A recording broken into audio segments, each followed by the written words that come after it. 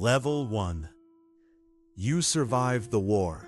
Not luck, not skill, just the terrible accident of still being alive when it ended. Cannon fire that missed by inches, wounds that should have killed you, men beside you swallowed by the sea. Sentence. You watched all of it. You carried all of it. Then one morning, an officer hands you a piece of paper. You can't read it. Most men like you can't. Someone reads it for you. You are no longer needed. No reward, no pension, no land, no name on any list that matters. Just a dock, a bag with 3 days of food, and the open road. That's everything the Empire owes you for years of blood. And silence is how wars end for men like you. Level 2. The Discarded. The year is 1714. The War of the Spanish Succession is over. 14 years of fighting across continents. Hundreds of thousands dead. The men who won it for Britain are released overnight. No transition, no support, no plan. Just, you're done, go home. Except most of you don't have a home anymore. You left at 16. You've been at sea for a decade. Now London is flooded with men like you. Soldiers, sailors, privateers, all trained for one thing, violence. And now the empire that trained you expects you to stop. Become farmers, tradesmen, quiet citizens. But you've learned something they forgot to account for. The world belongs to whoever takes it. Borders are just lines drawn and redrawn. Authority is fear wearing a uniform. You can't unlearn that. So the question isn't if something will happen, it's where. And the answer spreads from port to port, tavern to tavern. Level 3. The Rumor. Nassau. A small island in the Bahamas. Technically British, practically abandoned. Governors stopped caring, empires stopped watching. It has been raided by Spanish, French, and pirates alike. Now it sits empty. Broken docks, crumbling forts, a harbor deep enough for large ships. Perfect. The Rumor isn't just about the island, it's about what it represents. No navy, no tax collector, no magistrate, no church, just open water in every direction, and every trade route in the Atlantic passing nearby. Sugar, tobacco, gold, silver, slaves, the wealth of an entire world moving through these waters. And in the center of it all, an island with no one guarding it. Level 4. Arrival.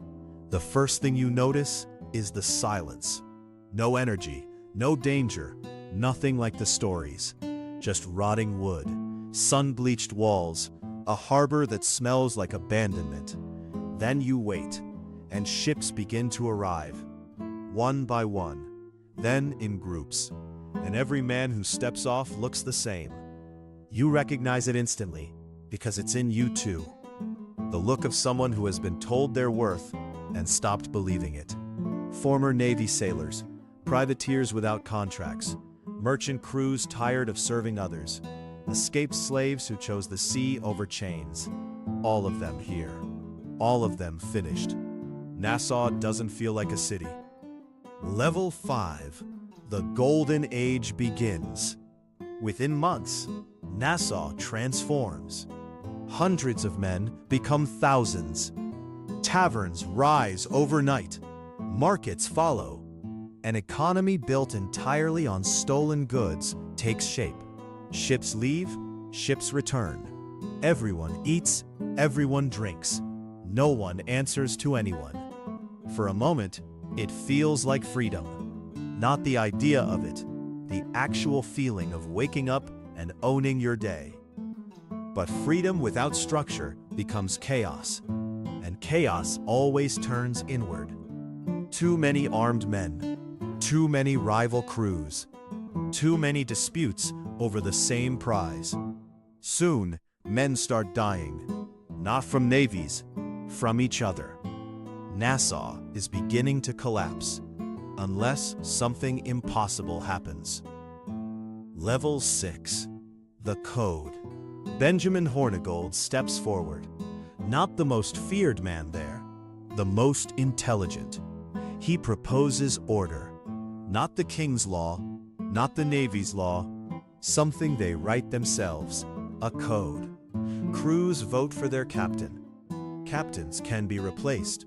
Loot is divided fairly. Wounds have compensation. Loss has value. A system of rules agreed on by men the world discarded. It shouldn't work, but it does.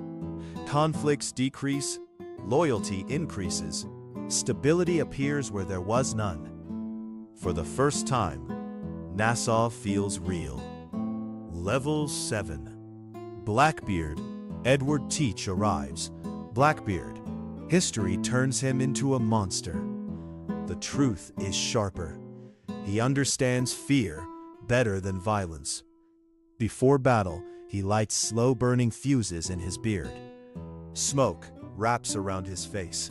He becomes something unreal. Most ships surrender without firing. Not because he is unbeatable, because he makes them believe resistance is pointless. He captures over 40 ships in 2 years, blockades Charleston, forces a colony to pay him medicine. Not gold, medicine. Level 8. The Empire responds. Britain decides Nassau is no longer a nuisance. It is a threat. They send Woodes Rogers, a privateer turned governor. He doesn't arrive with cannons. He arrives with an offer. A pardon. Surrender. Accept the crown. Everything forgiven. Every crime. Every attack. Every life taken. A clean slate. And worse than any weapon, it works. Because it divides men more effectively than war ever could. Level 9. The Fracture. Nassau breaks apart. Some accept the pardon. They leave, try to rebuild their lives. Others refuse. Hornigold accepts and becomes a pirate hunter. Vane rejects it entirely, choosing fire over surrender. Blackbeard disappears into open water, refusing to trust paper over instinct. And you realize something standing on the dock.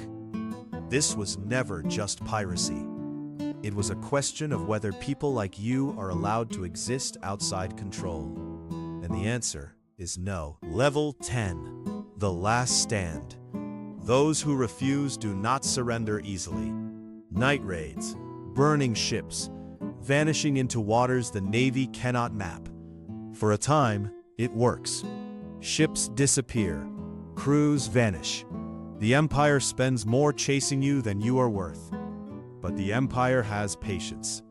More ships arrive, better armed, endless supply. You can win every battle, but they only need to win once. Blackbeard is killed off North Carolina in 1718 after a brutal final fight. His head is displayed as a warning. Vane is captured, hanged, and displayed at the harbor. One by one, the names go silent. Final level. The Legacy. Nassau becomes a British colony. The docks are cleaned, the taverns taxed, the code erased. Officially, it is over, but something remains, the idea. For a brief moment in history, thousands of discarded men built their own society. It was chaotic, violent, imperfect, but it was real. They tried, in a world that told them they were nothing.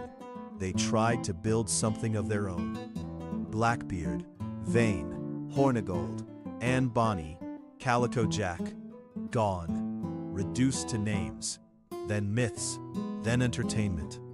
But beneath the myth lies a question that never stops sailing. What do you do when the world decides you don't matter? Do you disappear? Or do you sail toward the unknown and build something the maps haven't drawn yet? The pirates are gone. Nassau is a tourist memory. History called them criminals. But history is written by those who won. And those who lost left behind a question that still drifts across the waves.